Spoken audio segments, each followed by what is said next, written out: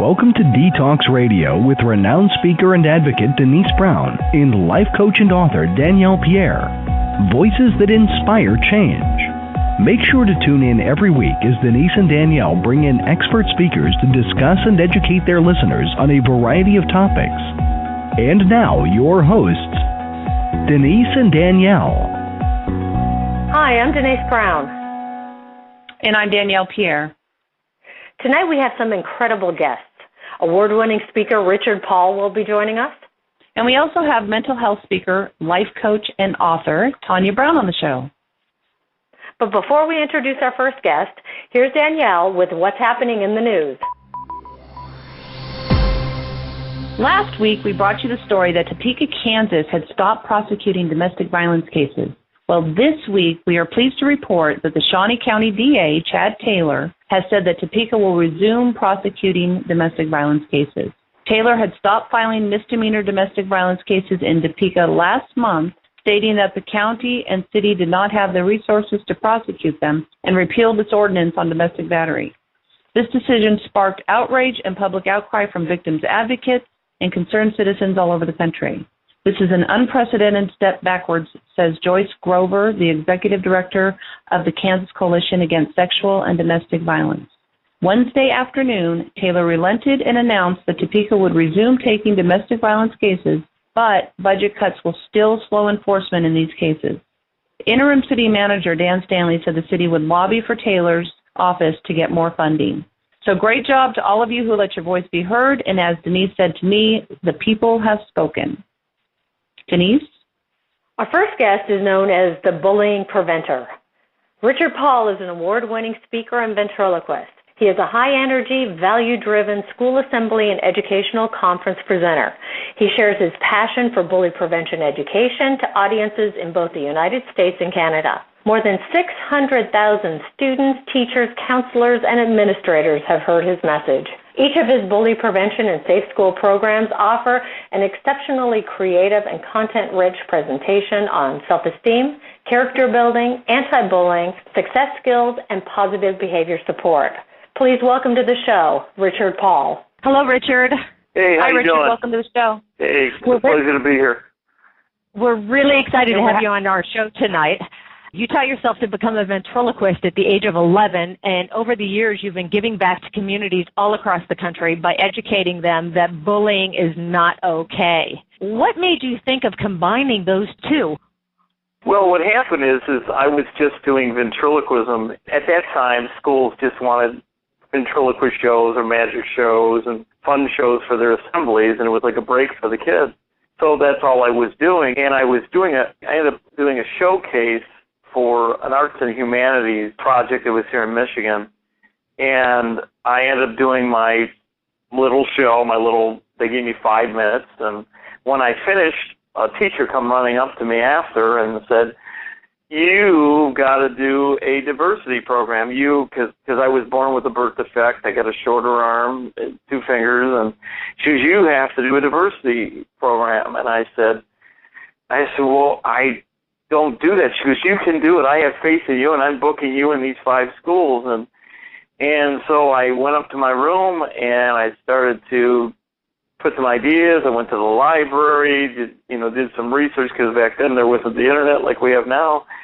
And I put together the diversity show. And then from there, I put together a conflict resolution show, because I thought that would be good for the kids to teach them how to get along and how to control their anger.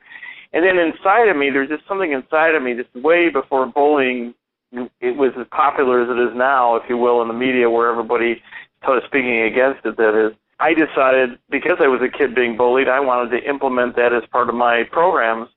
And so I created a program called the No Bully Club, and I started marketing it to the schools, and the rest is history. So you were actually bullied as a child. That's why you got into doing this. Oh, yeah, 'cause being born with a birth defect, having only 2 fingers on one arm, you got kids teasing you, calling you 2 fingers, and telling you can't do things. And then there was one bully in high school that was just awful to me. He would slam me against the wall and put his 2 fingers in my face and call me 2 fingers.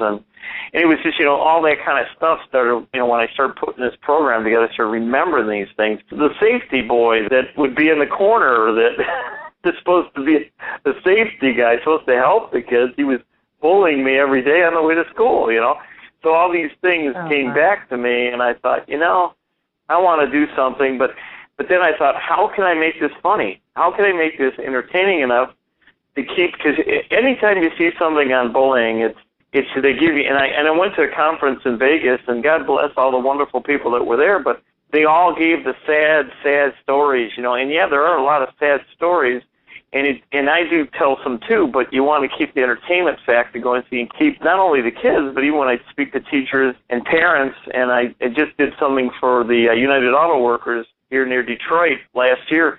To keep their attention, there's got to be some humor. There's got to be some fun in addition to the seriousness, but that fun's got to tie into the seriousness, into the main topic and the main message that you're giving, and that's what I try to do. So you actually speak to children as well as adults to educate them that bullying is not okay in the workforce as well. Oh yeah. I've done quite a few conferences. They brought me, like in this case, it was the UAW and General Motors coming together doing a real education.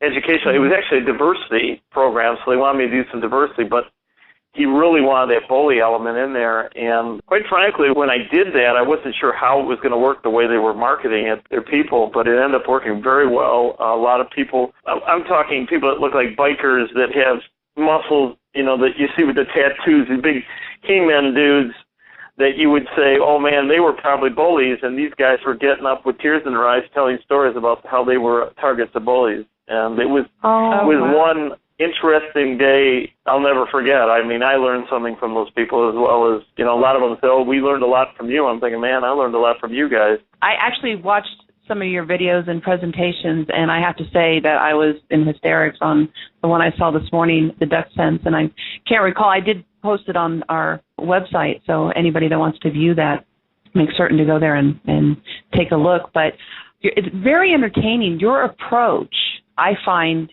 exceptional, because you're addressing this in a humorous way where children, and you're getting the attention of children. And actually, I think the one that I saw this morning there was a lot of adults in the audience, and they were really humored in getting into this. But rather than just give a speech, it was entertainment, and yet it had a very positive and strong message.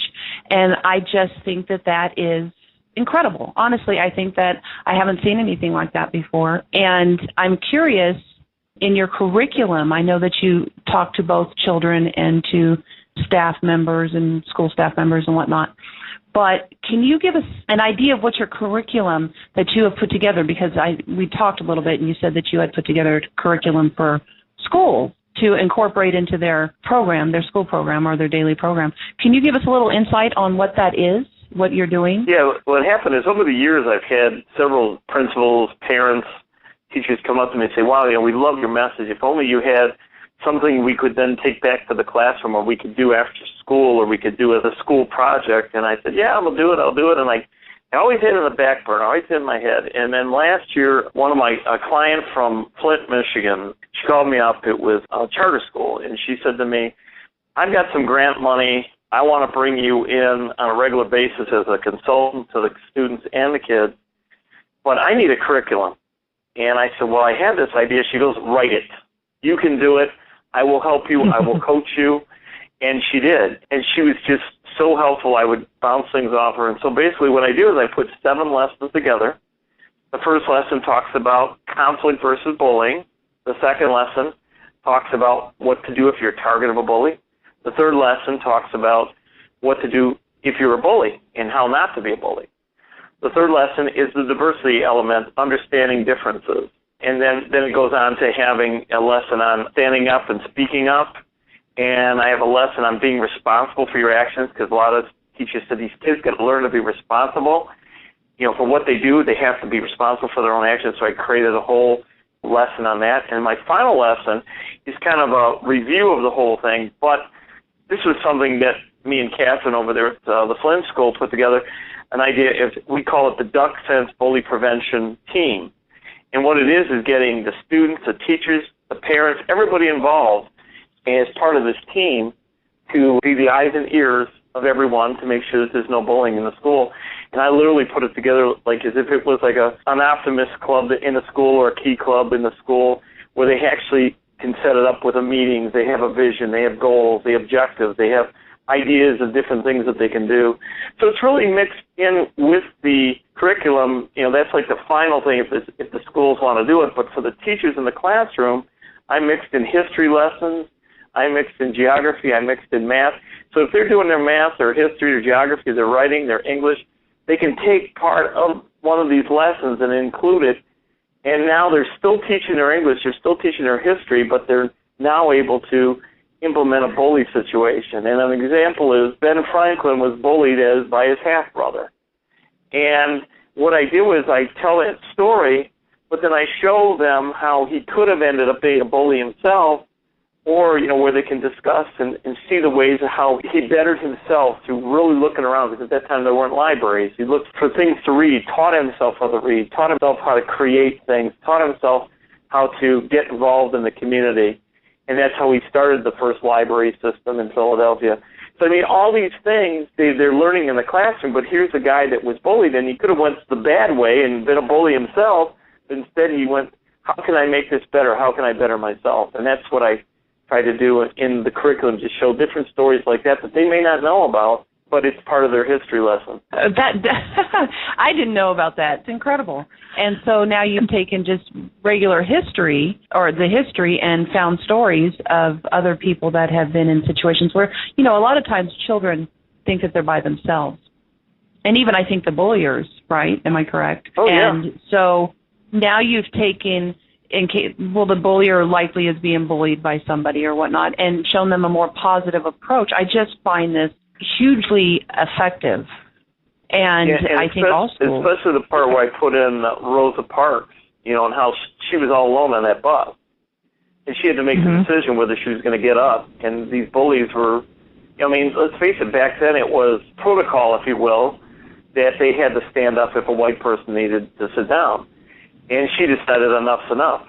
I'm tired of this. Right. And so I use this as an example of how you can stand up to a bully if you're on the bus to school, and somebody's bullying you. You can say enough's enough. I don't need to deal with this. I can speak up and stand up and say, no, this is wrong. And that's why I tried to put the two together. Richard, can I just tell you that this is amazing, because so many schools, the hardest part of any kind of a curriculum other than science and math and history is to get another curriculum into the school system. They start cutting programs as opposed to adding programs.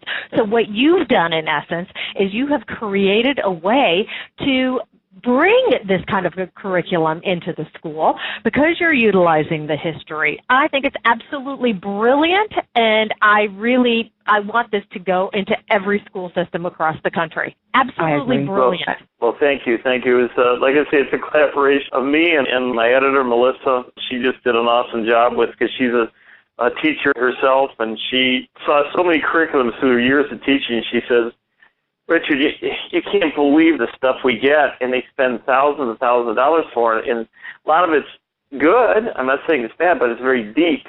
With this here, right. I make it fun. I make it interactive. I got activities in here and games and things that they can do in the classroom or after school where it's reminding them. Like I got a game in there, like a matching game where the kids have to, if the teacher has time to do this or if they do this after school, well, they put on the cards, tell mom, tell dad, tell my aunt, tell the teacher. In other words, reporting that if somebody's bullying them, they got to tell somebody. And so the idea is like the old matching game. Remember where you go in there and you pull up something and you find a square, so you got to find another square. And if you can find the two squares, and then you've got those two, and then you look for something else. And so my idea is where the teacher can get the kid up. Okay, it says I got to tell mom. I got to find tell mom. So constantly they're hearing tell mom, tell mom. And the reinforcement, why are we telling mom in case somebody's bullying us? We tell mom or we tell the teacher.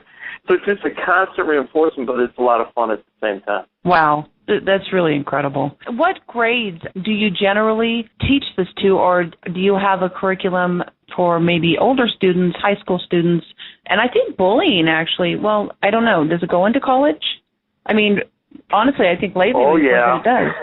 Yeah. Yeah, and into adulthood actually, right? Yeah, I just did a conference in Chicago. It was a Safe Schools conference. They had me come in and do a keynote speech. And when I came up, I had 3 or 4 deans come up to me from several colleges around that area. And I won't mention them. And they says, we get bully situations, not only with our students, but with our staff, bullying one another. Interesting. And we need you. And so it's really interesting. This curriculum, unfortunately, is set from 1st to 6th grade. My plan was to see how this goes. I'm collaborating with another guy right now on putting together a middle school, high school program. It's going to be awesome, but it probably won't be out for another year or so. But he and I are working on the collaboration of that. So I'm always open to suggestions. Always, if somebody comes up to me like this gentleman came up to me, I love your thing. Now this is the idea I had. Can we work together? I'm always willing to partner with somebody because the idea behind all this, my mission, my goal is, and I've done a lot of I've spoken at a lot of principal events, and I just spoke at that thing in Vegas for the Girl No Bully program. And a lot of people say, well, you're saying eliminate the bullying. You think you can actually do it? I said, well, that's one of my goals. I mean, yeah, exactly. We had a goal to go to the moon, and nobody believed, and I have it in my curriculum too. Nobody believes we could get to the moon, but John Kennedy gets up there and says, we're going to the moon. And everybody's going, how? How are we going to do this? Nobody had no ideas. So I'm saying we can put an end to it. We can eliminate this. I get teachers come up to me, well, this has been going on since the beginning of time. I go, well, yeah, maybe, but maybe we can stop it. If anything, Absolutely. We can put an end to most of it, Absolutely. Because, as long as we continue to say, well, it's been going on forever, so it's never going to stop, then nothing will get done. You're absolutely right. So by taking action, yeah, definitely.